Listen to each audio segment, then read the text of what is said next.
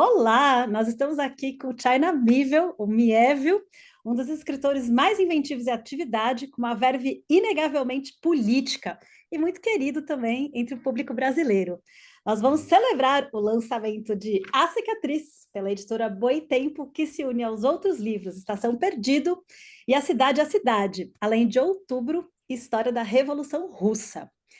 Britânico de Norwich, nascido Chinatown Miéville, tem uma larga lista de publicações. E, além dos livros de ficção, ele chegou a publicar uma tese sobre teoria marxista de direito internacional e um livro de crítica sobre marxismo e ficção científica. No Brasil, nós contamos com a tradução do artigo Marxismo e Fantasia, na revista Margem Esquerda da Boitempo. O China já fez roteiros de HQ, livros infantis e recentemente voltou a ganhar as manchetes ao redor do mundo com o livro de algum outro lugar, escrito em colaboração com Kenny Reeves. Já contribuiu com diferentes associações políticas de esquerda e, na juventude, chegou até a ser candidato pela Aliança Socialista em 2001. Na ficção, chegou a inovar um jeito de escrever denominado New Weird, algo como o novo estranho.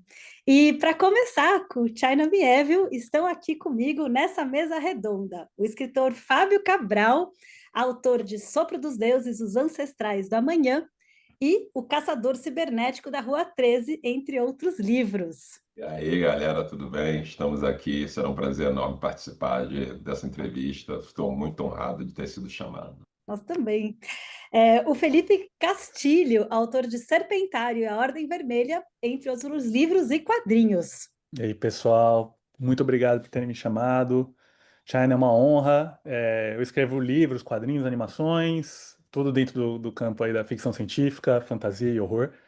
E eu conheci a sua literatura com King Rat já há um bocado de anos, e de lá para cá eu já falei inúmeras vezes tentando escalar paredes, mas continuo aí procurando imperfeições nos tijolos. Muito obrigada. Também estamos aqui com a Peta Laísa Souza, as Afrofuturas, irmãs autodeclaradas, discípulas de Octavia Butler e afrofuturistas. Oi, gente, prazer a gente estar aqui participando dessa conversa.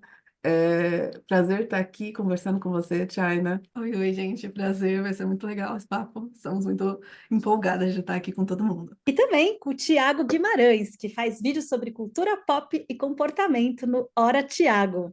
Bom dia, pessoal. É um prazer estar aqui. Obrigado pelo tempo. Obrigado, China. Estou muito animado para essa conversa. Bom, eu sou a Ana Ruxa, sou escritora, sou pesquisadora. Meus últimos livros são o romance Carga Viva e o livro de crítica Quimeras do Agora. É uma honra imensa estar aqui. O China sempre foi uma grande inspiração para minha escrita. E queria também visibilizar que na produção estão ainda o Kim Dória fazendo a tradução e nos bastidores a Marina Valeriano e o João pela editora Boitempo. Bom, para abrir o nosso primeiro bloco, queria conversar sobre imaginação política e literatura, seus limites e convites, e eu vou passar a palavra para o Tiago fazer a primeira pergunta. Legal. Obrigado, Ana. China, eu queria te perguntar sobre o seu trabalho enquanto um escritor que subverte algumas das convenções mais tradicionais da ficção especulativa, ao mesmo tempo em que celebra essa tradição, ao mesmo tempo em que bebe dessa tradição, tem um processo mais consciente de escolher o que que vai ser subvertido e o que vai ser é, né, de escolher o que vai ser subvertido. Como é que isso acontece, na sua escrita? Assim, é um processo mais consciente? É uma coisa mais orgânica? Como é que isso acontece? First of all, thank you so much for having me. It's a really great honor, and thank you all for being here and for putting so much thought into these questions. When I first started, there was I wrote particularly Perdita Street Station with a sense of irritation because at that time I think genre fiction was maybe not quite as popular beyond a certain kind of niche culture as it is now. And what that tended to mean was that people, especially people who didn't know so much about it, thought it was only one thing. And in actual fact, you know, anyone who had read this stuff for years knew that there were various different traditions within it. So I was I was trying quite consciously to write a secondary world fantastic novel that was non-Tolkien influenced, and indeed in some ways anti-Tolkien. So, capitalist, urban, with an emphasis on the grotesque rather than on folklore. None of this is new, of course, but there was a sense that among some people that if you do fantasy, this is what it is. And I was interested in those traditions like Mervyn Peake and like M. John Harrison, who now are much more well known. But at the time, you had to be kind of within a certain sphere to really know their work. So I never thought of it as subverting conventions in total. It was more a question of trying to kind of act within less celebrated conventions, less celebrated traditions, I should say, would be a better word. And when I first started writing Perdido, that was very much a conscious decision. And those 3 books were written with that kind of conscious project in mind. Don't forget, this is 25 years ago, so a lot has happened since. And that kind of almost deliberate positioning is less important to me now, not because I'm not interested in it, just because I'm at a different place in my life and in my writing career. But certainly initially there was a sense of trying to locate myself within the kind of broad spectrum of fantastic traditions, including those that I felt were a little bit less celebrated than they deserved to be, and maybe being a little rude in some cases about the traditions that I thought were more celebrated than they deserved to be. Muito obrigada. Eu queria chamar a Pétala e a Isa, as afrofuturas, que também possuem uma provocação nesse sentido. Ok, então, China, a gente acredita que uma boa narrativa especulativa costuma fazer um esforço contrário à representação totalizante da realidade e costumam ser o tipo de narrativa que não se contém com limites da realidade em termos sociais, políticos e imaginativos. Nesse sentido, qual o ponto mais distante que você considera ter alcançado com a sua escrita? First of all, I need to thank you, Afrofuturas, for introducing me to the work of Beatriz Nascimento, which I didn't know, and so thank you for that. In Que terms of honra! in terms of the limits of reality, I would say there are 2 particular ways this is moments that I have felt like I've tried to approach something. I should say there is a discussion to be had here about the extent to which fantastic fiction is or is not politically trenchant, politically has any power. And I am in some ways quite skeptical about that, which we can get into. But I suppose it is true that in one instance, I've tried to depict a society with very, very radically different conventions and norms of gender, of social power than our own. And at another time, I've tried to depict ways of thinking that are radically, radically different from our own. The first is the depiction of the Garuda Society in Perdido Street Station, which very deliberately is not on stage. You don't see it much, but you hear about it. Which is partly because I think if you're trying to depict something radically different, the more you depict it, the more you domesticate it, and the more you inevitably flatten its difference and its strangeness. And so I made a decision to have this be a society in which, from my perspective, is a kind of radically freedom inflected kind of communism, a communism of kind of radical individual freedom, partly in a sense of trying to argue against the idea that communism means the flattening out of individual freedom. I was trying to depict a different version of like liberation for all, but within a collective. And so, I didn't want to, it's not my job to present a blueprint. It's not my job to try and kind of argue that systematically. So what I did was have people like half remember things or try to explain things or depict things. And so that in a way, it's an attempt to kind of create hints and textures. And in the, I won't get into spoilers, but in the last couple of chapters of Perdido Street Station, there is an attempt to make an argument about violence and gender and hierarchy that is comprehensible and honorable and serious, but radically different from the way those debates and discussions are had, even in notionally progressive spaces in our reality. Now, how successful or not that is, it's not for me to judge. But the attempt was to kind of create a discourse that came from a radically different and more emancipated set of ideals that was intruding on a more recognizable reality. And the inevitable sense of confusion and uncertainty, as well as excitement that might provoke. At a more abstract level, I've always been interested in depicting, trying to kind of approach like the truly radically alien. I don't here mean necessarily in terms of individual freedom or politics. I mean just the radically alien. And in the book Embassy Town, to some extent in The Scar and in Perdido Street Station, there's the creature, the Weaver, is an attempt to do this. But it's kind of a cheat because all it really does is recite poetry, and that's fine. It's great, but it's a little cheat. In one of the in one of my books, Embassy Town, there's an attempt to kind of depict a truly alien consciousness.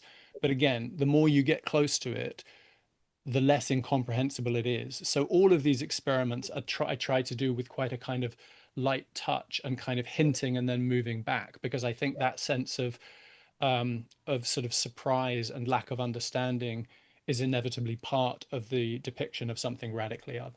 Ah, muito obrigada. E queria falar um pouco sobre a questão da emergência climática, que eu sei que também é um assunto importante para você. E diante desse perigo sem precedentes que nós enfrentamos, parece que nós carecemos de imaginação política. E eu queria trazer isso para a literatura. Tem um artigo teu que se chama Marxismo e Fantasia, que foi publicado na revista Margem Esquerda da Boitempo, na tradução do Kim Dória, que você comenta que os livros ditos realistas, miméticos, que eles até podem fingir que eles falam do mundo real, mas isso não significa necessariamente que eles reverberam com maior integridade ao discernimento. E aí eu queria que você comentasse como é que funciona esse aparente paradoxo da literatura insólita e como que essa capacidade de representação dessas literaturas podem ajudar nas questões ecológicas atuais. So there's at least two questions there. And one is the question of the realistic depiction of any kind of social problem. Let's talk about the climate crisis as an example. And I think one of the things I was trying to argue in that essay is that there is a very narrow sense of representation in a lot of traditional literary theory and literary culture, which has a very sort of unimaginative understanding of how literature works. So if you want to talk about the climate catastrophe, the thing you do is you, in inverted commas, realistically describe the climate catastrophe and like realistically talk about people talking about it or whatever.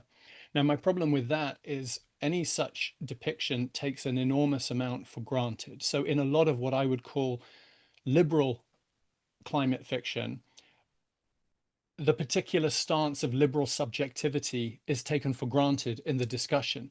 So it recognizes there's a problem, but its realistic depiction presumes all kinds of things that I think are not extricable from the problem. They are part of the system that has got us here. Whereas, for example, my friend Mark Bold has written a book which is all about the way the climate crisis emerges in all kinds of ridiculous cultural areas that you might not expect it. So he has a very funny but quite persuasive argument that like some of those ridiculous cheap science fiction films like Sharknado, I don't know if that traveled the world, Sharknado, he says like this is about climate change and explains why. Now, and as a matter of literary reading or cultural reading, I think this is a much more interesting and persuasive way of talking about the way we interact with the climate crisis. The idea that realism is either the only or the best way of representing social problems is just an incredibly impoverished view of what art is and what art does. And you can go back in history and you can say, for example, it's an example I've used many times, you know, one of the all-time great representations of the alienation of modernity is Kafka's Metamorphosis. And it is precisely one of the great representations because it is not realist. It is not, it is about someone turning into a giant insect. And it does something with that unrealism that no realist novel could do. This is not to say you can't do things with realist novels. That's fine. But like the idea that that's the only way to seriously investigate social reality is just ridiculous. It's just cheap. And then there's a whole secondary question, which is, you know, how does literature or art, whether it be realist or non-realist or anti-realist, how does it help with these social problems? Now, I have to say, as someone who has tried to be political for a long time, I'm pretty skeptical of how much help it can be. To me, it's not that I don't think that we should have these things. It's not that I don't enjoy reading them. It's not that I don't enjoy watching them. But I think the idea that these are going to be, you know, in any systematic way, ways of changing the world is unrealistic about the highly mediated ways that art works on human beings. And is also, I think, an expression of weakness. I think it's an expression of the fact that we are politically so weak, and there is a kind of heartbreaking desperation to find ways to make things better. And because our own strident efforts so often are unsuccessful, we look to cultural products. And at its worst, I think this manifests in some of the kind of discourse around, you know, how radical or not, I don't know, a Marvel movie is, which is just like so uninteresting to me and so sad, you know. So it's not about saying that I don't think we should have political literature or that we shouldn't have political readings of literature. It's that I think we should have a very unsentimental understanding of the limits of cultural forms. And, you know, there are plenty of people for whom, you know, these radical literatures are, you know, I take, you know, the argument I've made about Kafka. You know, I think Kafka is incredibly radical literature. One of Kafka's great admirers, Henry Kissinger. You know, Kissinger is not a stupid man. You know, there's nothing automatic about you know, about loving or feeling impacted by what we would consider radical literature and actually making you behave like a radical. And we know this from the other way around. Like, you know, Marx famously, one of Marx's favorite writers was Balzac, who was a reactionary monarchist. And, you know, so on the one hand, we know perfectly well that the taste that we might have does not automatically map onto our political desires, and that works both when it comes to some right-wing art and when it comes, or reactionary art, and when it comes to notionally more radical art. So just to stress finally, none of this is an argument against having these stories or saying these things. It is an argument for an unsentimental understanding of what I consider to be their limitations as political interventions. And the point is, because primarily art is not, I don't think, a political intervention, even if it is inspiring to some people. And there is no replacement for political intervention, whatever kind of art you love or want to create.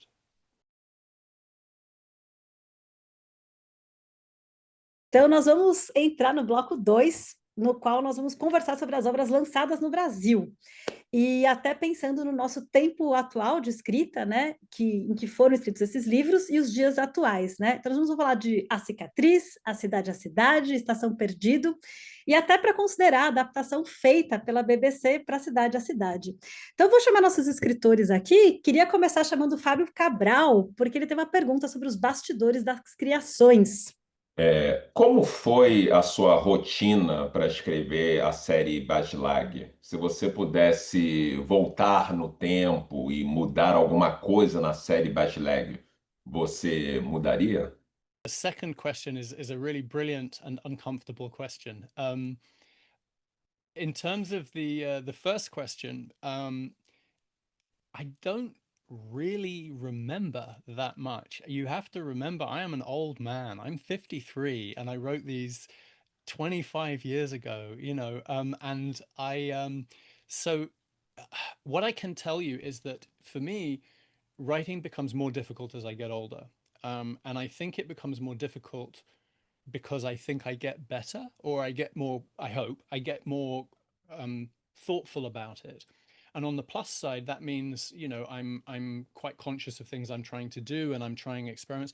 On the downside, what I lose is some of that kind of young person's energy and kind of what we would call in English devil may care. Like, fuck it, I can do anything. You know, and so my overriding memories of writing the three Bas Lag books is that it was relatively easy compared to the books that I've written since. And I don't mean to suggest I didn't work hard or anything like that. I just mean like I had this energy and this kind of excitement because I had just been published and so on. Uh, and especially with Perdido Street Station, this was a world that I'd been building in my head for a long time. And so there was a great release in someone saying, you know, we want you to write about this world. And so it kind of all came pouring out. And I always, in terms of the day to day, it, you know, it's the same advice any writer always gives, which is, you know, consistency is the most important thing. So it's just a question of, you know, turning up. I wish I had a more interesting answer, but I I don't feel that I ever worked out for many years like the right way to write a novel. I struggled with it for a long time. So the novels may work or not work, but the process of writing them has always been a bit of a mess, a bit of a hodgepodge. Some have been very easy, some have been difficult.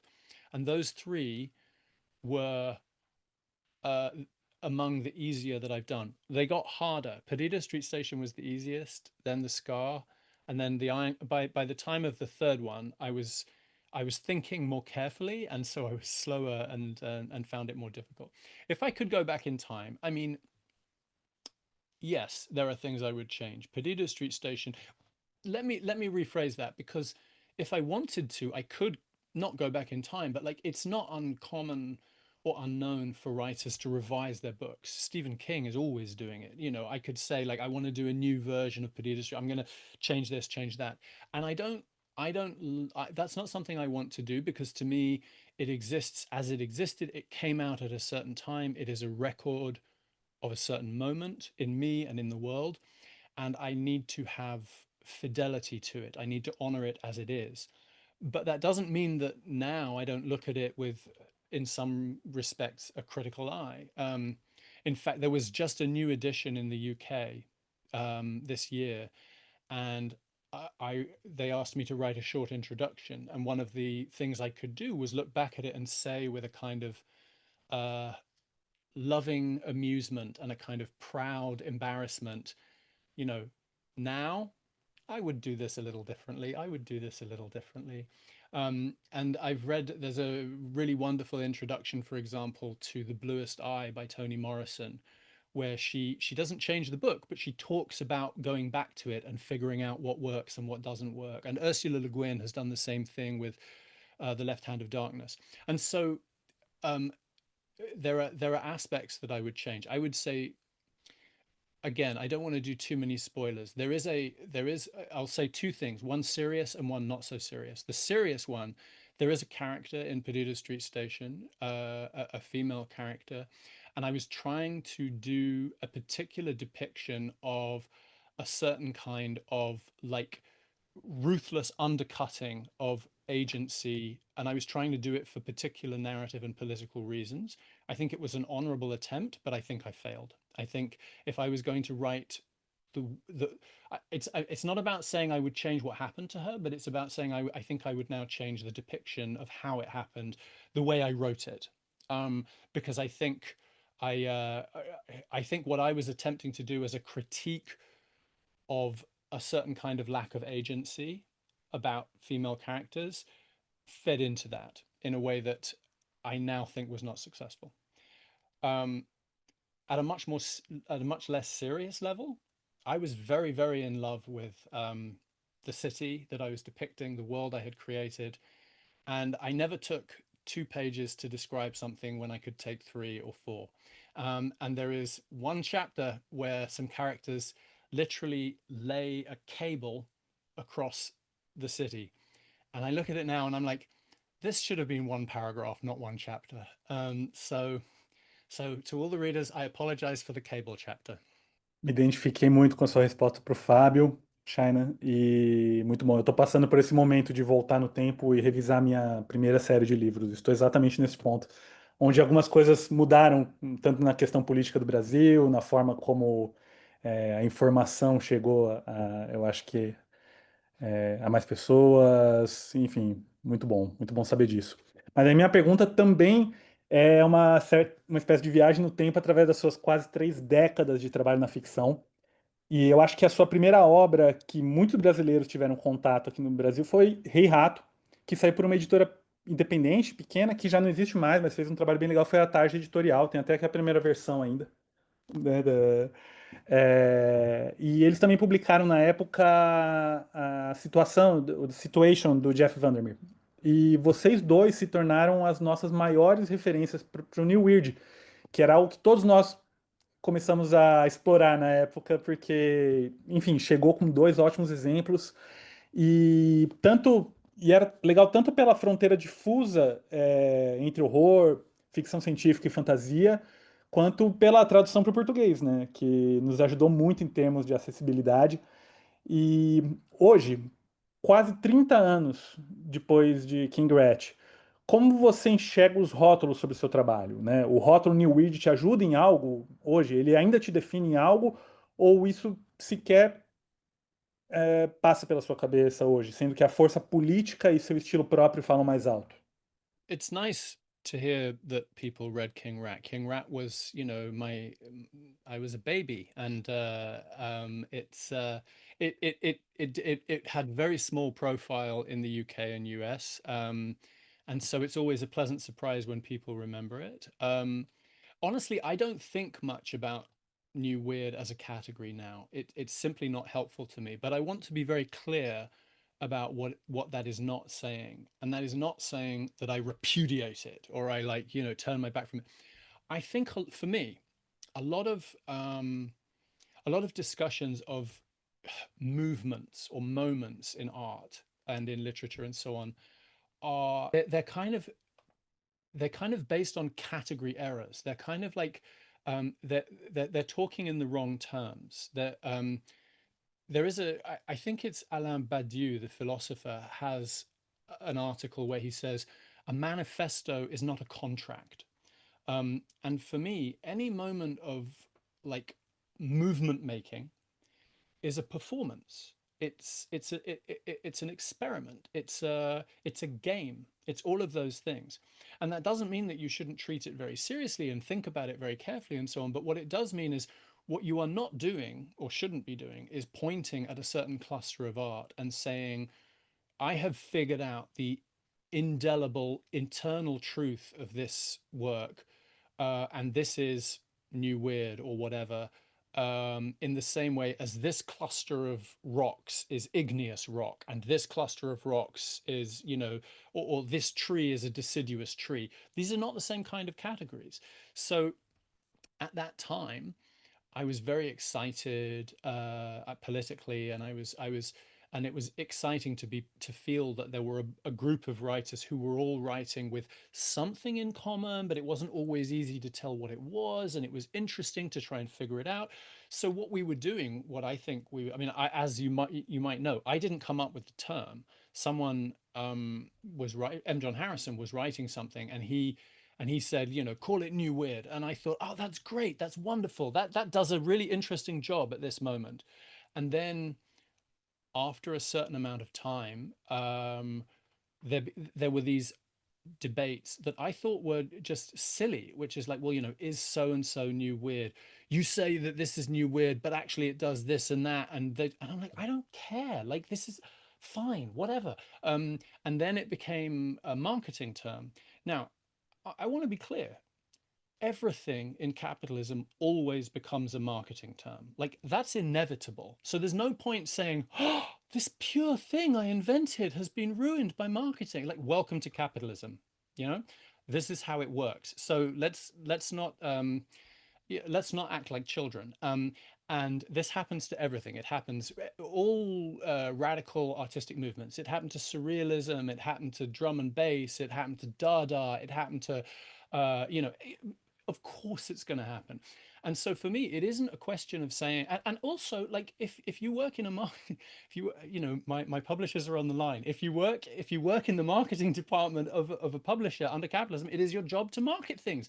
Thank you for doing that. I understand. Like, we don't have any option. We live under this rule at the moment. I might wish we didn't, but we do. Okay. So I'm not saying these people came along and they ruined it. What I'm saying is the inevitable movement occurred.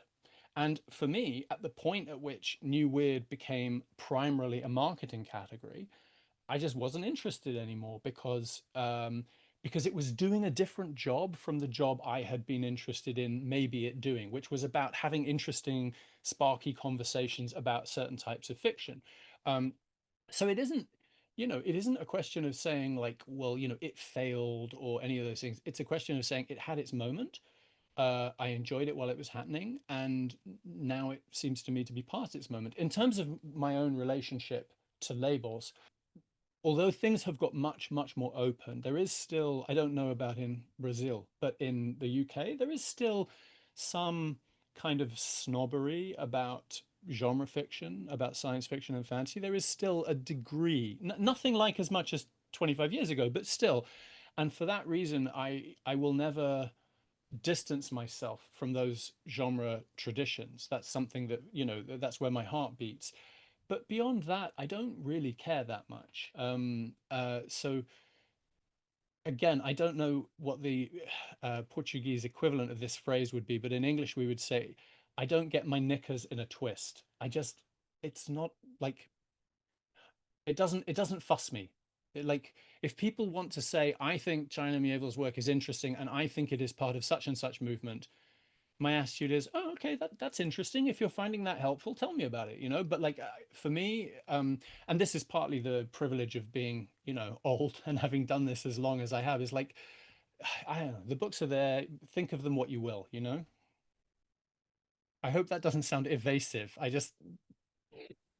Não, com certeza não. Foi ótimo. Muito obrigado. Então, a Ursula Le Guin, ela nos pedia poetas, visionários, né? Nas palavras dela, os realistas de uma realidade maior. E para falar um pouco sobre a sua escrita ainda, né, que é bem peculiar, eu queria chamar o Tiago e depois a Petra e a Isa para falar um pouco sobre as questões do híbrido, estranho, dando continuidade a essas questões. Então, Tiago. Obrigado, Ana. China, uma das características do seu trabalho mais interessantes, pelo menos para mim, algo que me marcou bastante, embarcando na sua escrita, é a maneira como ele lida com o híbrido, com o transitório ou até o inclassificável. Como é que você enxerga a conexão entre esse inclassificável do mundo ficcional que você cria com o mundo concreto e real e as questões concretas e reais que a gente precisa disputar todos os dias? This is where I would probably sound some of that caution that I was mentioning before. I am very cautious about there being too narrow a link, because there are plenty of people who are deeply, deeply concerned with the real problems of the everyday, who have no particular interest in the aesthetics of the hybrid or the interstitial. There are plenty of reactionaries and fascists, in fact, I would say a growing number, who have a lot of interest in the hybrid and the interstitial in these days of disruption and transhumanism and so on, which is an overwhelmingly reactionary position. And then there are plenty of people who enjoy these aesthetics but have no particular position one way or the other.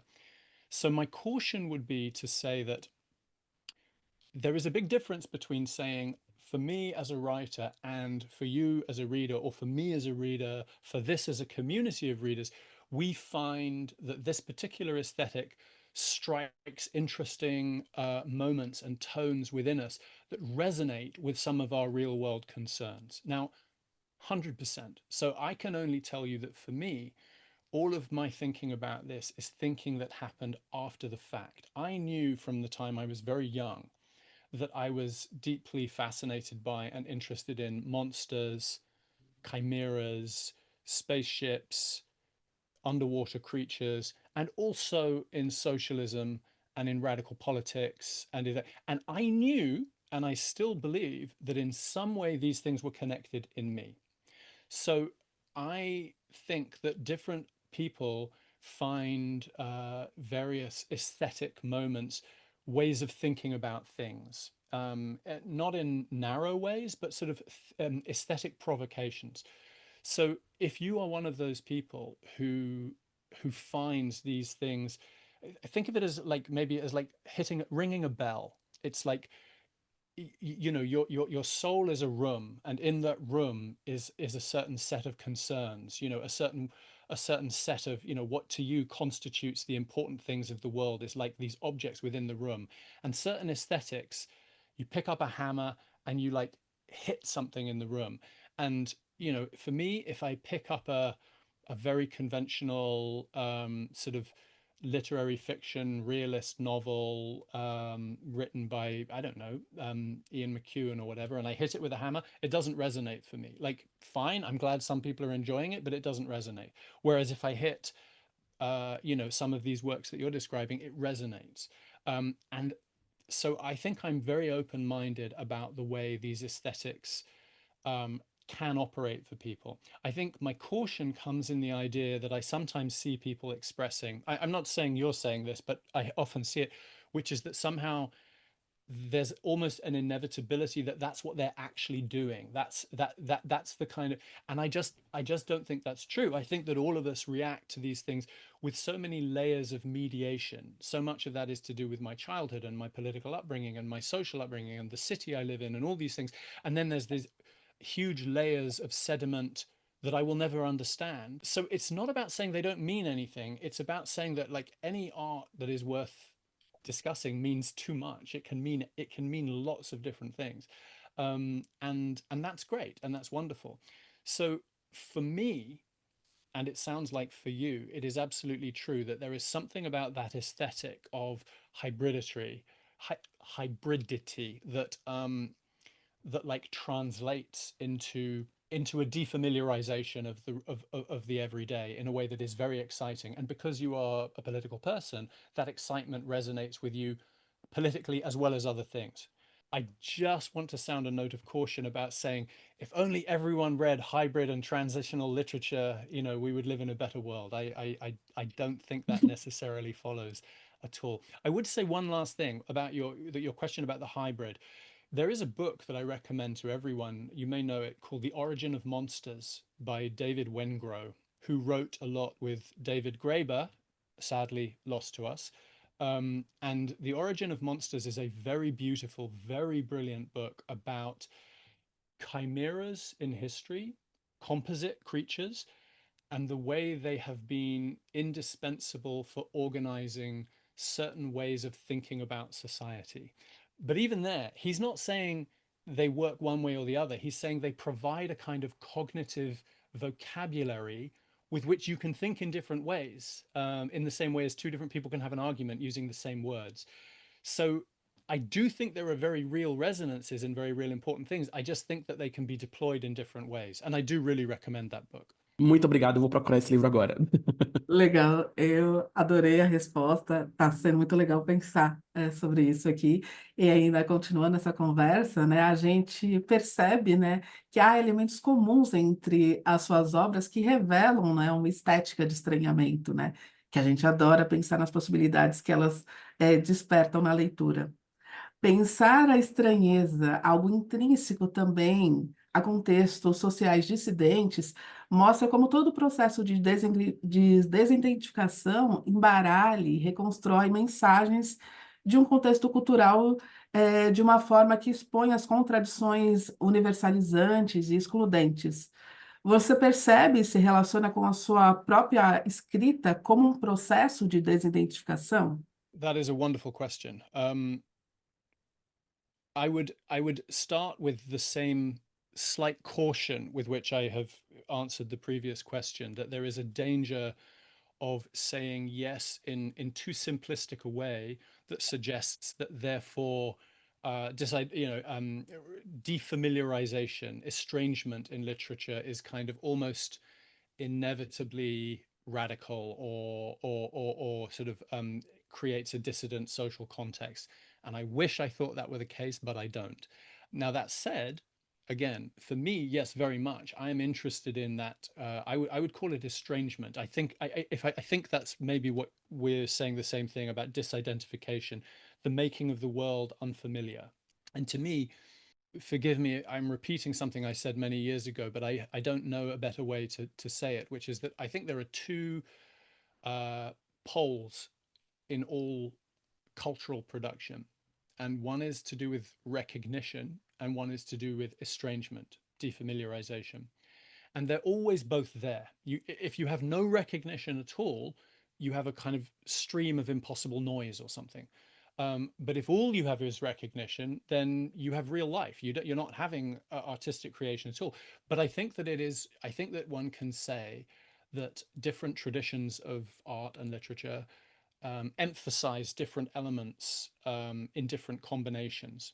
It would be nice to say that, fantasy, for example, really emphasizes defamiliarization. But of course, a lot of it doesn't. A lot of it is just the endless recursion of exactly the same thing we've seen many, many times. So it's not about realism versus non-realism. You can be just as recognition based in the fantastic as you can in as the opposite. But for me, defamiliarization and making strange has always been what appeals to me about art in general, always, since I was a very young child. And as I said before, to me, that is in some way related to my sense of sort of dissatisfaction with reality. But I would want to stress that that is in a complicated, mediated way.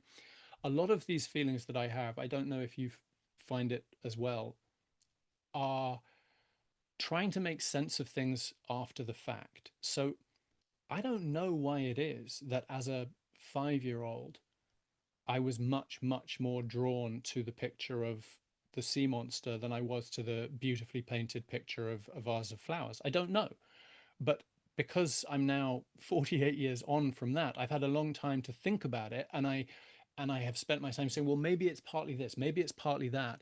So all of these answers are me trying to figure something out. They're not a conclusion, they're a question. And I can only say, it sounds like maybe it's the same for you, that for me, the sense of what you call disidentification, the sense of defamiliarization is always the thing that pulls me in anything. And part of that, I would say, is about not understanding things. And to me, one of my favorite things artistically, as a consumer, as a reader, as a viewer, is to not understand something and love it, and love the fact that I don't understand it. And I'm always a little, and listen, I'm not the cops. People can do whatever they want, read what you want, watch what you want, fine, I don't care. But I'm always a little bewildered when someone says about a book, like, I didn't like that book because I didn't understand it. I'm like, most of the things I love, I don't understand Kafka. Who would I be to say I understand Kafka, And not only do I not understand it, that's why I think he's a fucking genius, So, so I love that sense. What I could steal a term from Marxism and talk about it as a surplus. Like I can explain why I like certain things in fiction, or art or whatever. But there's always the things I really love, the things that like make my heart beat. There's a surplus, and the point of that surplus is I can't tell you, I can't explain, but I know it's there, and I know that it's the thing that every time I walk into the room, my eyes are drawn to that, And I think, for me, whatever it is that gives you that sense of yearning, that sense of like not fully understanding but wanting it anyway, something that the Germans call Sehnsucht, to me is the most powerful kind of art. And one of the reasons I love defamiliarization when it's done well, because it can be done very badly, but when it's done well, is that it gives me the most glorious limits to my own understanding, which is so exciting. And one last thing about that, I would say for me, that also includes one's own work, that something that frustrates me a great deal is when writers or artists act as if because they produced a piece, they're the ones who can tell you what it means. And I just feel like that is not how art works at all. And I can think of plenty of writers who I think are completely wrong about their own books.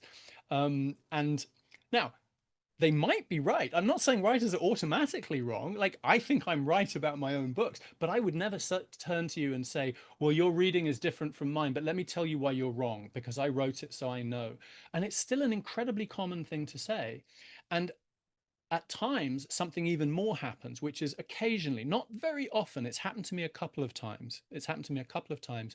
I've written something, and generally when you're very close to something because you've written it, again, I'm sure the writers here will know this, like you can't judge whether it's good or bad because you're too close. And then once in a while, I think for me, like once every 10 years, I write something and I say, for me, this is brilliant, but I don't know why, and I don't know what I did, and I don't know what it is. And that is the greatest moment that I would ever have as a writer. Vamos entrar então no nosso bloco para falar de cicatriz, né? E eu queria pedir justamente para as afrofuturas voltarem e darem começo aí a gente conversar, a mergulhar sobre essa obra. Então, agora sobre cicatriz, né? As relações de poder são muito importantes para o desenvolvimento narrativo de A Cicatriz. Nessas relações de poder, há pontos da trama que podem ser entendidos como, para a gente, pelo menos, entendemos como metáforas da história da escravização negra. Principalmente quando, num contexto de negação da humanidade para alguns, o livro coloca pessoas acorrentadas em porões de navios que cruzam mares, né, para um território de exploração e cerceamento de liberdade. Como você definiria o que significa humanidade a partir dos conflitos de poder e da negação de humanidade que estão presentes nesse livro? For me, it's very interesting to think, to hear this and to think about that book now, because this will sound naive, I think, but when I wrote the book at a conscious level, having just said about how writers don't always know what they're doing, at a conscious level, the metaphor that I was not the metaphor, the historical analogy that was most conscious for me was not in fact the transatlantic slave trade. It was the British export of convicts to the Australian colonies, which was slightly different because it wasn't racialized in the same way. And there was this, it was around, criminals as opposed to black people. Notionally, in the book, the political setup is designed to be closer to the situation of the Australian colonies than the slave colonies. Now, since writing it, not to suggest that, I mean, obviously there are clear resonances about slavery with some of the depictions of the remade in the book, and I was aware of that. But at a conscious level, that's what I was trying to do. Since then, a couple of things have become clear. One is, although they are in important ways very different, the Australian colonial the unfree labor that was deployed there had political relations with the unfree labor of chattel slavery, which was going on at much the same time, and obviously they were clearly related. But more importantly, as a work of fiction, I have always had a very, well, for as long as I can remember, I've had a strong interest in the tradition of Black Atlantis, the tradition that focuses on the violence of the sea crossing in the slave economy, and the representation of that in fiction and art. So, for example, poems like Zong by M. Nordbese Philip, and some of the work of Dion Brand. And I don't know if you know the techno band Drexciya, who create this extraordinary, very moving Afrofuturist vision of a black Atlantean civilization settled by the amphibious descendants of slaves thrown from the ships. And this is a tradition that has loomed large for me over the years. And at the time I was writing The Scar, I wasn't thinking about it consciously, and then subsequently started to think about it more consciously, and retrospectively realizing that I was being haunted by it at the time, but wasn't aware of the ghost, if that makes sense. So this is to say that I think you have an insight into some of the power elements in that book that I didn't have at the time I was writing it. To answer your question about the definition of humanity, I mean, I suppose for me, there is a line from Perdido Street Station which talks about certain types of political cruelty as art, but like art gone rotten, curdled. I don't. That's what we say when milk goes bad. Like art that has gone rancid and putrid.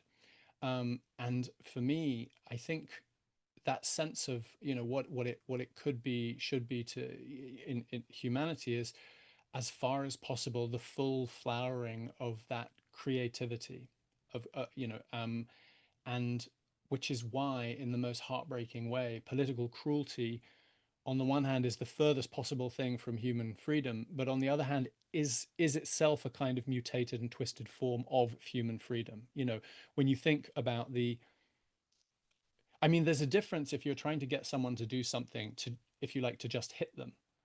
Whereas if you look at whether it is in the carceral state, or whether it is in particularly in the slave states, the incredibly complicated baroque cruelty that is like worked out with this extraordinary intricate aesthetics of cruelty. And this is the worst aspect of humanity. And one of the reasons it's the worst aspect of humanity is because it is a twisted version of the best aspects of humanity, I think. All of which is to say that, you know, for me, you know, to answer your question, you know, what would I define what humanity means, is that aspect of creative interaction with the world. And in an ideal way, that is, that creativity is mutually nourishing and exciting. And unfortunately, when we live in a world like the one we live in, when that moment of creativity is expressed, not always, but sometimes, it can be precisely as part of the structures that stop us getting there where we deserve to be, where we can all be as, you know, as creatively liberated as we deserve to be all the time. Does that answer that question at all? Responde sim, foi interessante demais te ouvir, obrigada. E entrando um pouco mais no enredo de A Cicatriz, eu queria chamar o Tiago. Eu queria retomar o tema da transitoriedade para um outro caminho, agora trazendo especificamente para o contexto de A Cicatriz, porque a gente vai ter em A Cicatriz esses personagens com identidades transitórias, né? Esses personagens que mudam de identidade, e isso é uma parte fundamental da trama, numa trama que também borra a fronteira entre gêneros narrativos, né? Então é uma trama que, em alguma medida, ela usa os gêneros narrativos como quase como itens no cardápio, pega um pouquinho daqui, um pouquinho dali, e esse molde da história ele vai mutando, né? Enquanto a gente vai lendo. Eu queria que você falasse um pouco sobre essa relação entre essas duas coisas, entre essas identidades transitórias dos personagens e essa identidade narrativa, esses gêneros narrativos transitórios onde esses personagens estão inseridos. Não sei se eu me embananei um pouco na pergunta, mas eu queria saber se tem uma relação consciente entre essas duas coisas e como é que você enxerga essa relação entre as duas coisas. In terms of the characters of The Scar, it's interesting, there was Fabio, I think it was your question about, are there things I would do differently about those books now? And one of the reasons that there are these characters in The Scar that have sort of blurred identities, or sort of interstitial identities, is because after writing Perdido Street Station, I realized that there were certain gaps that I had, not intentionally, but that I had left. So Perdido Street Station was very concerned about some of this kind of Baroque cruelty that I was describing. And so this is where you end up with the image of the remade, these spliced hybrid, a kind of making monster of the criminal, in inverted commas. And the book was quite concerned with that, and in ways that I'm fairly proud of. But after I'd written it, I realized that, like, okay, so I wrote this whole book that is in large part about that, and I didn't have a single character who was actually remade.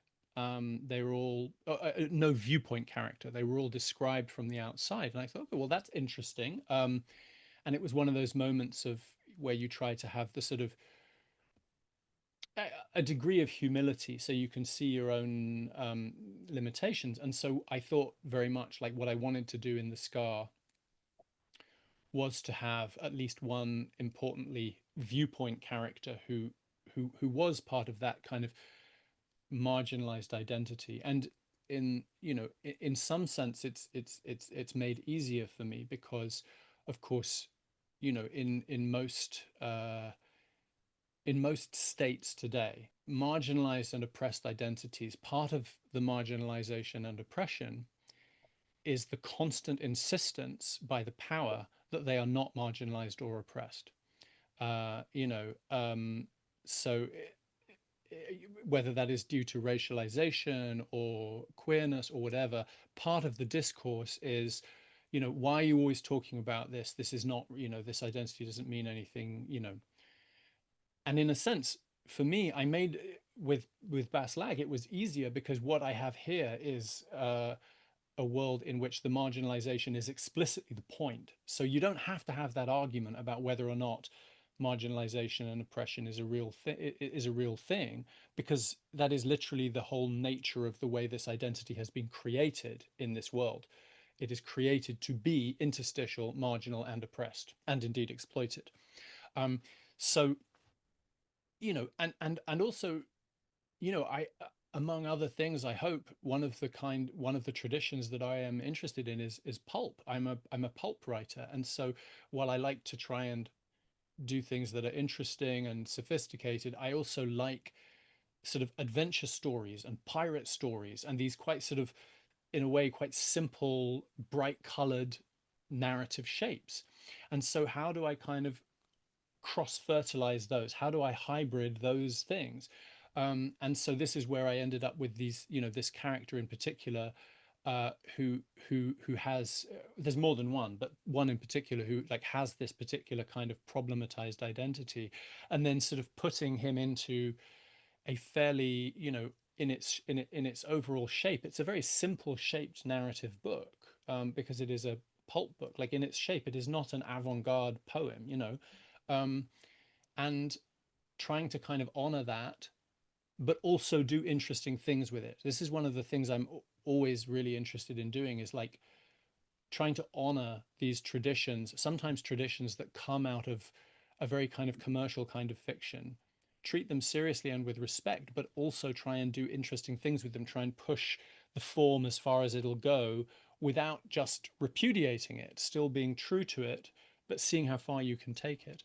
And so in a way, I wanted to say, like, what happens if you have a very simple pulp storyline and you inhabit it with these figures that are created out of what I hope are quite sort of complex and politically serious sort of speculations and forms. How does that change the form of the story? What impact does that have on the character and so on? So to try to answer your question, that is the relationship between those two things, is that it was sort of a laboratory. I didn't come to any conclusions except for the book itself. The book is the conclusion. And whether it is a conclusion that is persuasive, whether it's a conclusion that works, is not for me to judge. But one of the pleasures of writing fiction, and again, in terms of not necessarily understanding, is you don't have to come up with a simple answer. The book is the answer. But that doesn't mean that posing the question very seriously isn't an interesting way in. And that's what it was for me, was an attempt to kind of, there's always been something interesting to me about trying to treat fundamentally in some ways quite unserious forms very, very seriously. That to me is an interesting game to play aesthetically. Ai, muito obrigada. Eu queria então trazer novamente nosso time de escritores, primeiro Fábio Cabral e depois Felipe Castilho, para fazerem perguntas relacionadas também aos bastidores. Então, Cabral, Como você faria para conseguir se concentrar e escrever a série Basleg hoje, nesta era repleta de informações e estímulos? Well, yeah, I don't use social media at all. I never have. I don't mean that in a prideful way. I don't mean that in a to.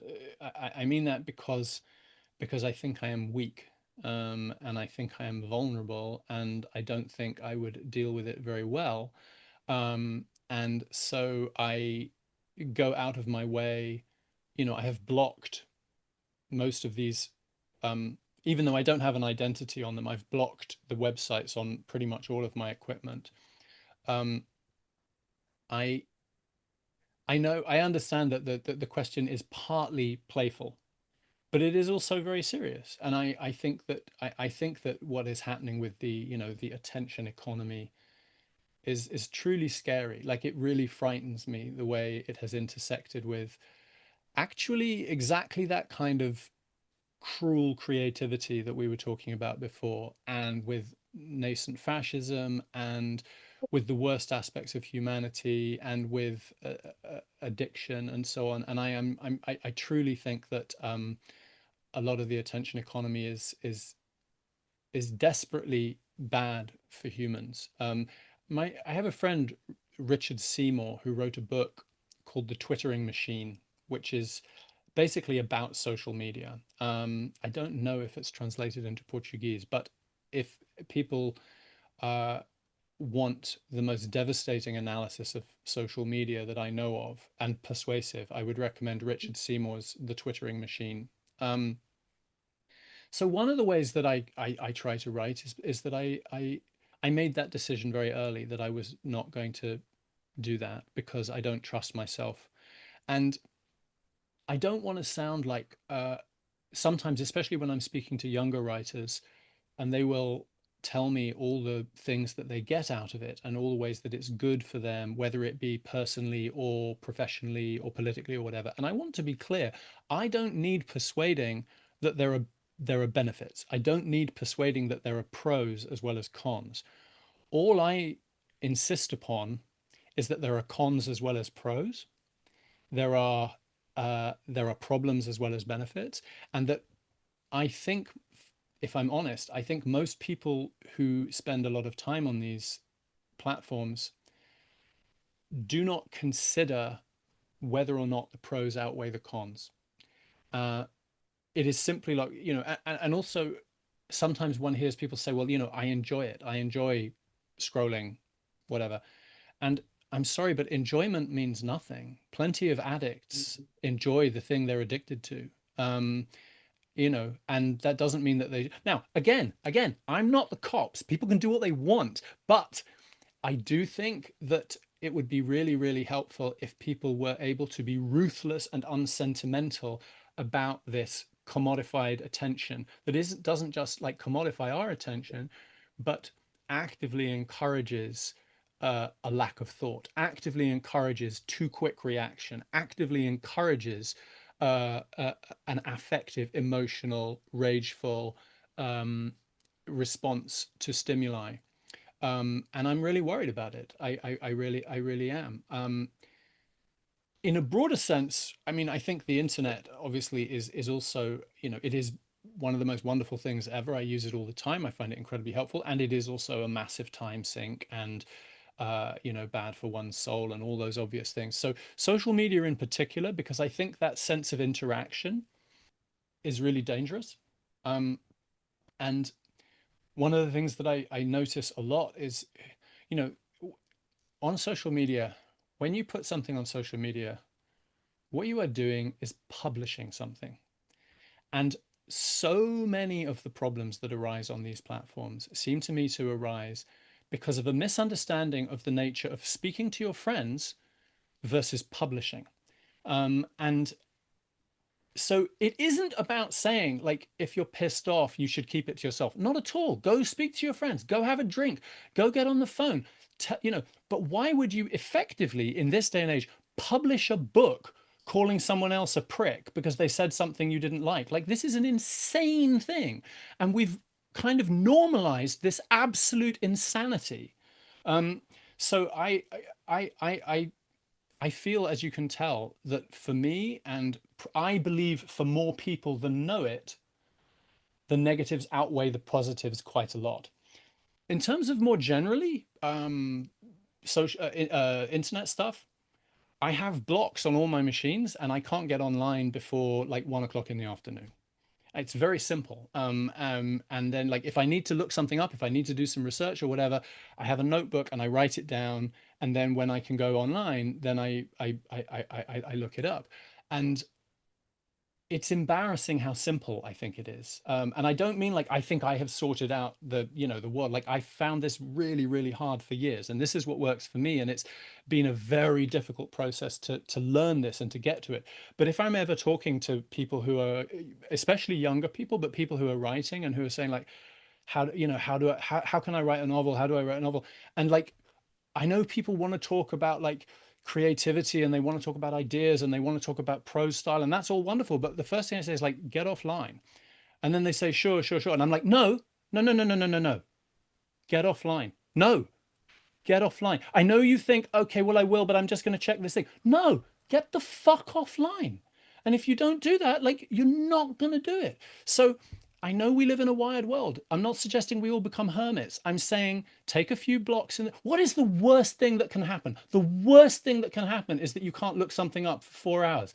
For fuck's sake, do it. So, that's how I write my books. And if I didn't do that, if they outlawed internet blockers, I would not be a writer. Eu acho que Cabral vibrou com a sua resposta agora, porque conheço bem, eu também. Eu acho que as coisas só acontecem também quando eu vou offline. Mas não me livrei de todos esses males ainda. And Mas it's better for your soul as well. It's better for your soul. It's less anxiety generative. Eu vou sair um pouquinho do script, eu sempre sigo o script certinho, vou sair um pouquinho, desculpa, Kim, mas eu tenho que exaltar muito essa resposta, porque eu estou extasiado, eu estou maravilhado.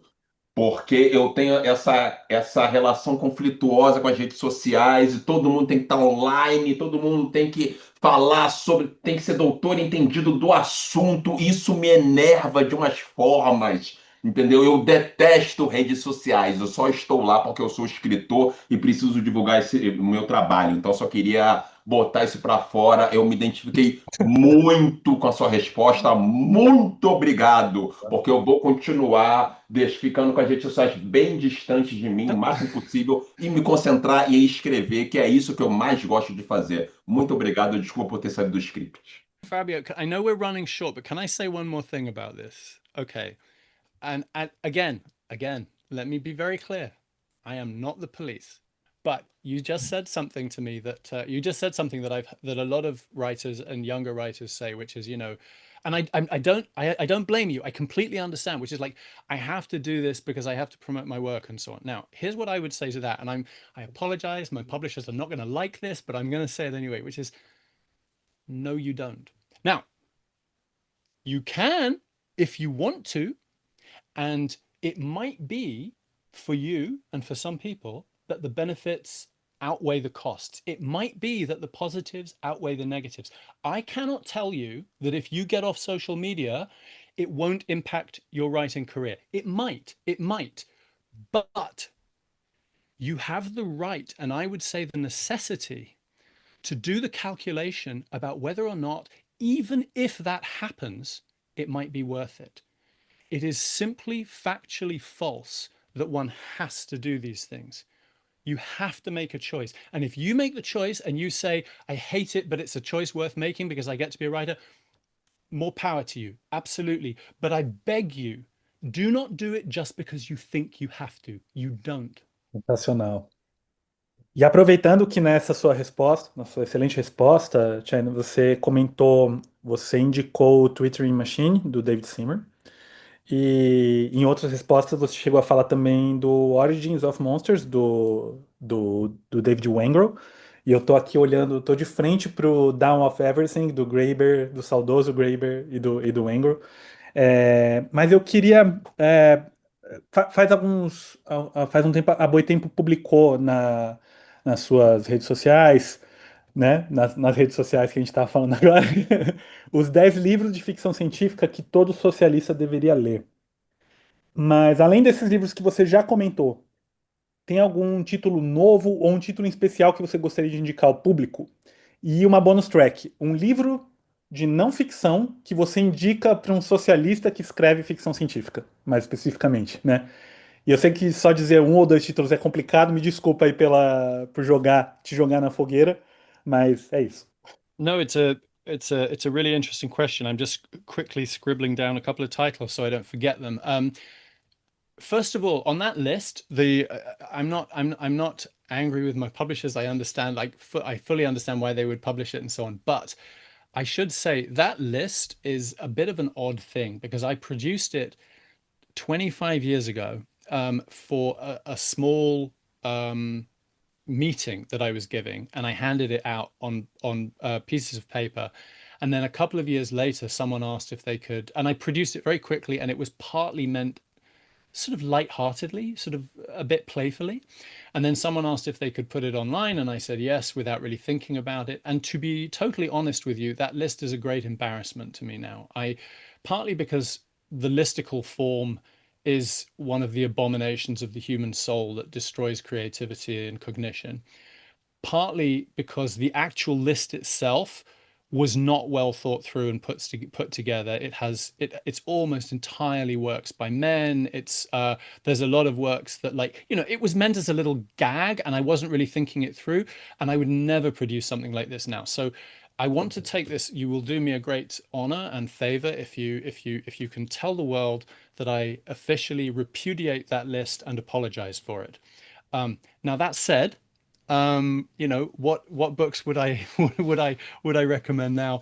I mean, these are not necessarily all new titles. They're books that are relatively new to me that I've read recently. I recently read, in English it's called Jawbone by Monica Ojeda, which I thought was fantastic, and has like one of the best.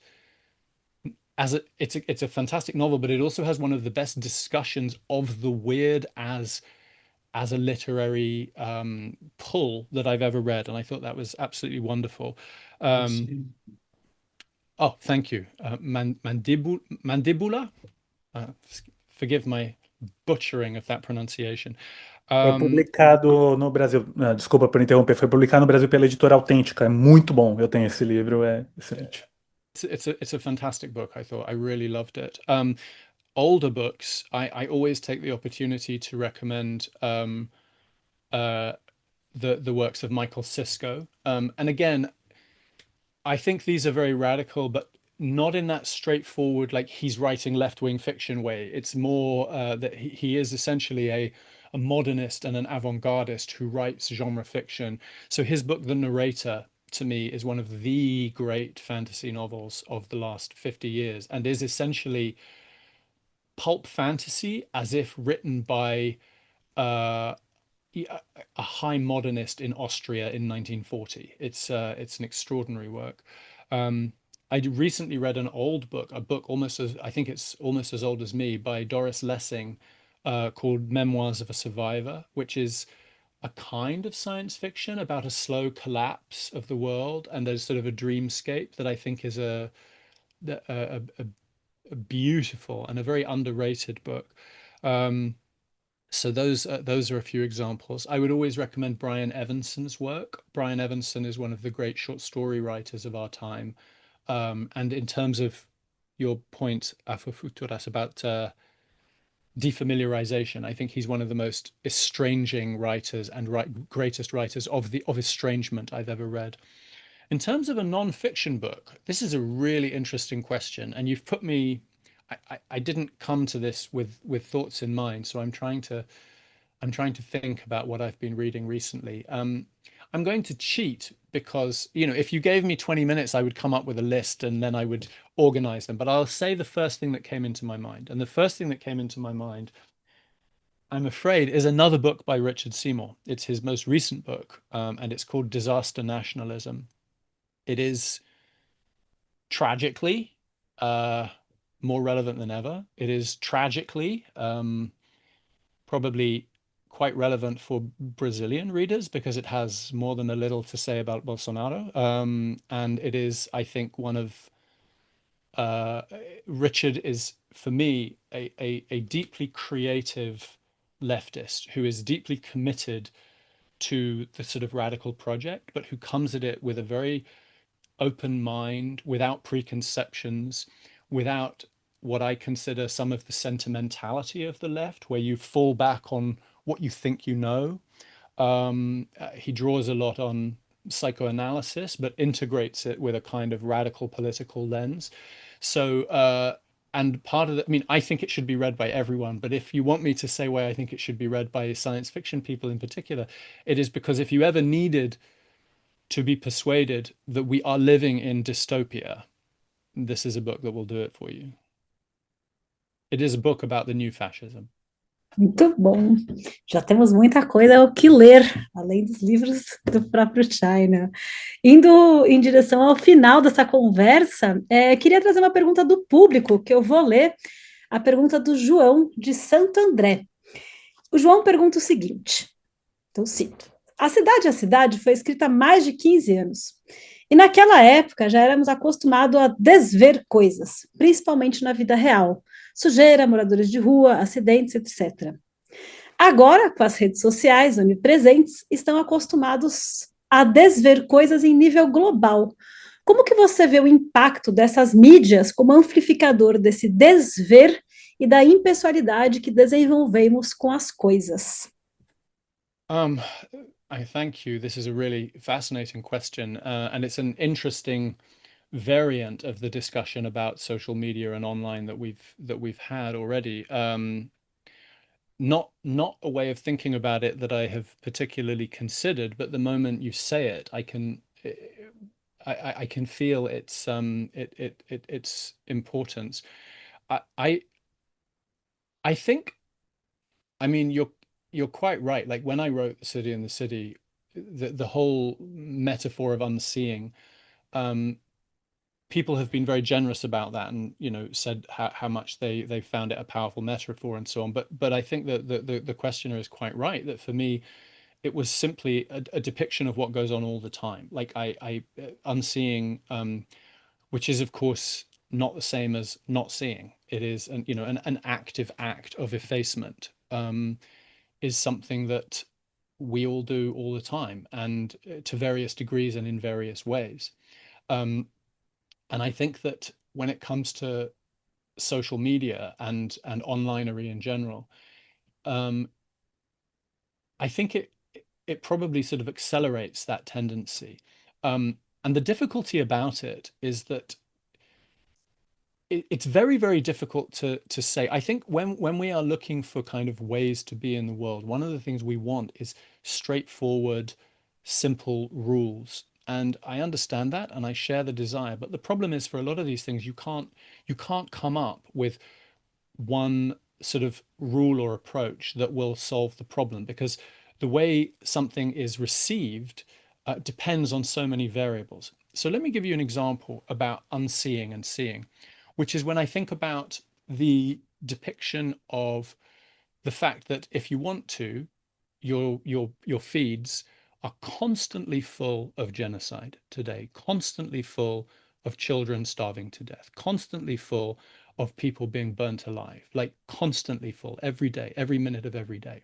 Now, on the one hand, this can be massively desensitizing. And one's sort of scrolling through. Okay, well, I'll pause on this video of a kitten because it's adorable, but I'm not going to pause on these video of children dying because that happens every day. I've seen it, So it can be hugely desensitizing. At the same time, I believe that one of the reasons, not the only reason, but one of the important reasons that we are seeing a wave of global solidarity for Palestine in a way that we have never seen. And I've been, active in the Palestine movement for nearly 40 years, and the solidarity at the moment is unprecedented, including in the US. I mean, from a low base, but relatively. And I think one of the reasons that is happening is because a lot of people are seeing dying children on their feeds every day, and they aren't desensitized, and they see them, and they don't unsee them, they fucking see them. And the problem is, therefore, or if I think, for example, this reminds me a little bit of some of the arguments about the depiction of violence against black bodies during the kind of Ferguson riots, or the sort of the wave of radicalism in the States a few years ago. And there was an argument that, like, the constant depiction of violence against black bodies is a way of dehumanizing black people and normalizing this kind of spectacle of violence, so that you end up either not seeing it or seeing it as entertainment. And for a lot of people, that's true. And at the same time, there are also other people for whom it was extremely radicalizing to see just what the cops were doing to black people. And so the problem, I think, is that, as with almost everything in this society, which everything depends on everything else. Everything is layered on everything else. There's that term from philosophy about overdetermination. Everything is overdetermined. So if you say, okay, so the way we're going to deal with desensitization is to stop these images, no, I think that would be disastrous. If you say, well, we're going to really encourage all these images because that will politicize everyone, absolutely not. That doesn't follow either. It depends on too many variables. So for me, although I am horrified and troubled by that kind of desensitization and unseeing that can be actualized online and can be accelerated, I think the best way to deal with it is not to try and police online. It's to try to build, I'm sorry, it's going to sound trite, but is to try to build networks of connection and solidarity, such that the way the individual person and their soul is impacting with the images in front of them is different. If you feel like you have a connection with other people, and you feel like the way you interact with the world has a chance of changing it, then the way you respond to such an image is going to be different than if you think nothing can ever change. And so to make, this constant attempt to police the stimulus rather than to try and do something about the person who is being stimulated is where we're all going wrong. So I completely understand the question. And, what do I think we should do about it? I think we should build networks of solidarity. Muito bem, chegamos agora nesse bloco final, né? Então eu queria fazer o apelo para você que está nos assistindo, já que estamos nas leis desse mundo, não deixarem de comprar os livros do China, também dão ótimos presentes, porque justamente a força de leitores e leitoras que faz com que a vinda desses livros ao português seja viável.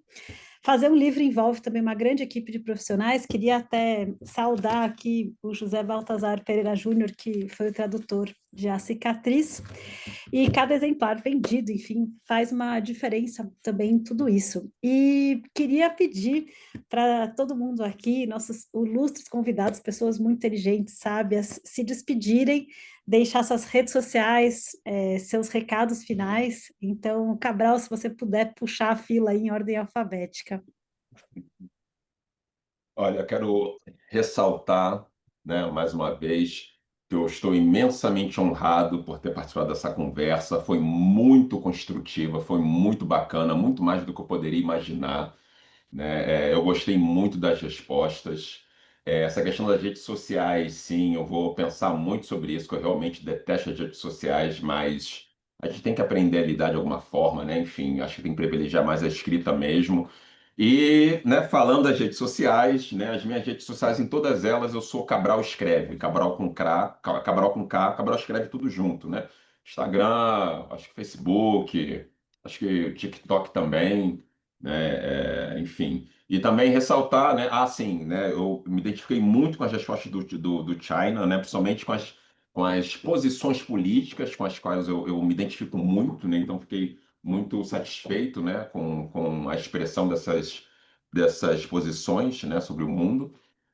Mas, infelizmente, a gente vive num mundo capitalista, né? Então também quero ressaltar que eu também, né, é preciso também que comprem os livros, né, dos escritores aqui presentes, né? Então, Eu falo, compre meus livros também, porque dá um trabalho para escrever, as pessoas realmente não valorizam, né? Acho, muita gente quer de graça, ou quer, já me chegaram ao absurdo de me pedir PDF. Gente, não é assim. Escrever é um trabalho, escrever é um negócio, escrever dá muito trabalho, entendeu? E geralmente a gente não recebe tanto quanto a gente deveria, né? Então, compre meus livros, né, como Sobre o dos Deuses, Ancestrais da Manhã, pela editora Intrínseca, Caçador Cibernético da Rua 13, pela editora Malê, e vários outros livros, né, por mim publicados. E é isso, mais uma vez eu agradeço e me despeço. Muito obrigado e podem contar comigo sempre.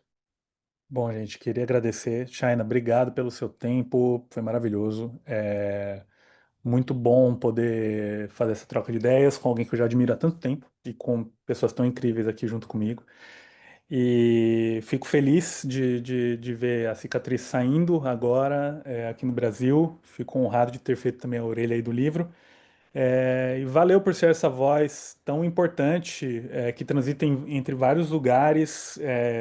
Você, inclusive, nos quadrinhos, que eu acho que o leitor de quadrinhos que gosta mais daí do mainstream e dos super-heróis também tiveram a chance de entrar em contato com sua escrita. Até tem o Dial Age aqui, cara, é uma coisa difícil eu pegar, mas aqui porque eu acho que é absurdo o que você fez com esse personagem.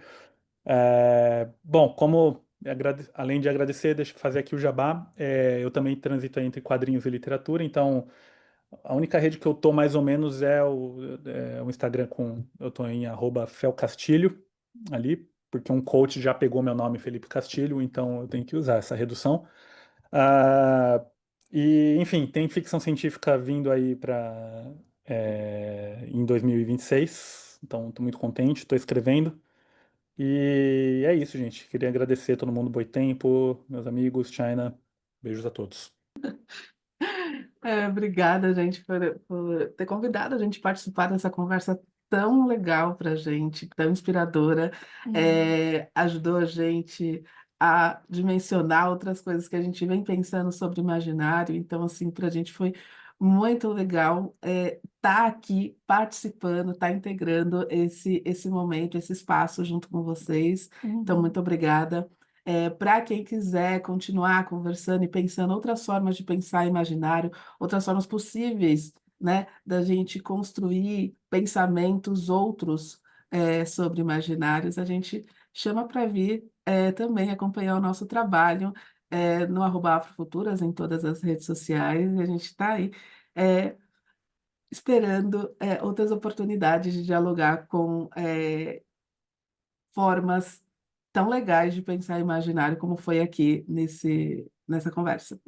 Também tentando lidar com esse conflito de estar nas redes sociais, sendo críticas a elas, né? E tentando dar nossa contribuição para como fazer isso ali também. Sou eu, né? Gente, obrigado, Boitempo, obrigado, Ana, Kim, obrigado toda a equipe. Foi muito legal estar aqui, foi um prazer estar tão bem acompanhado aqui com meus colegas aqui de entrevista e com o próprio China, que, enfim, um autor que eu admiro bastante, que foi um prazer mergulhar no trabalho dele e fazer perguntas e ouvir respostas tão cheias de insights e cheias de imaginação e possibilidades de construção de futuro. É uma questão que me toca bastante. Eu tô nas redes sociais aí como Ora Thiago, Ora sem H, Thiago com H, tudo junto, principalmente no YouTube, que é onde é o foco do meu trabalho, é mais o YouTube, mas também tô no Instagram, no TikTok e no Blue Sky. E queria aproveitar e puxar o coro do Fábio para incentivar quem estiver assistindo a apoiar os autores, a apoiar iniciativas como a Boitempo, que estão aí fazendo esse esforço de publicar ideias interessantes, ideias dissidentes, ideias que precisam circular mais no mundo.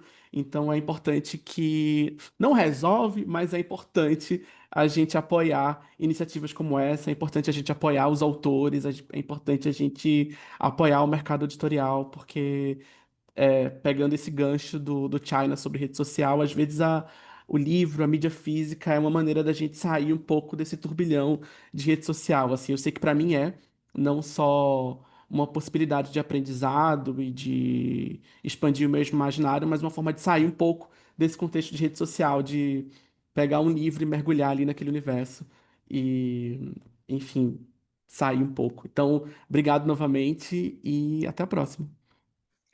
O Felipe esqueceu de falar que é o felipecastilho.net.br, então estou falando aqui o site dele É o também. website. Obrigado, Ana. Deixando Obrigado. aqui os recados finais todos certinhos. Agradecer ao convite da Boitempo por ter feito a mediação. Sou escritora, escrever minha vida, e muitas das coisas que o China falou aqui ressoam em mim. Sou muito chorona, vou segurar e não chorar em público, como eu sempre faço em várias das lives. Queria convidar vocês para conhecer minha newsletter, a Anacronista, justamente a Anacronista, porque você pode ler quando você quiser. São assuntos que não são perenes, né? Eles vão lá. E convidar também vocês para fazer parte do Filamentos, que é um grupo, é uma comunidade online, né, para a gente discutir sempre ficção e não ficção relacionada à crise climática. Faço isso há 4 anos. É uma pequena comunidade que criamos, enfim, muito emocionante, junto com a editora Banderola. A Boitempo também às vezes contribui com Filamentos. E convidar vocês para lerem o Carga Viva, que o Carga Viva é um romance. Tem lá bem uma parte dentro que eu acho que tem muito a ver com essas literaturas. So, Chad, if you can say your final words for us. Okay, so just to respond very briefly to a couple of things that were said, Tiago's point, I think, about books is beautifully made, and I think that there is a lot of us are out of the habit of reading slowly and carefully in the way that a book demands. And so whether or not you want to get offline, don't ignore the particular muscle, the particular mental muscle that reading books requires. Don't let that get out of practice. I want to take up something Fabio said, which is, you know, to all those people out there who have a friend who is writing and who has the good fortune to be published, if they are in a position, if they are lucky enough to be in a position to offer you a free copy, fantastic. But if they do not offer you a copy and you ask for a free one, that is not solidarity. That is you asking a worker to do work unpaid. And that is not solidarity. So don't scab, show solidarity to your writing friends. And if you can afford it, buy a copy from them. Most of all, I want to thank you all so much. This has been so wonderful. The questions have been fantastic. I'm really honored by the thought you've all put into it and by the work you've introduced me to. And I'm so glad that these books are coming out in Brazil, and I hope very much people enjoy them. Again, I can't thank you enough. This has been really wonderful. Thank you.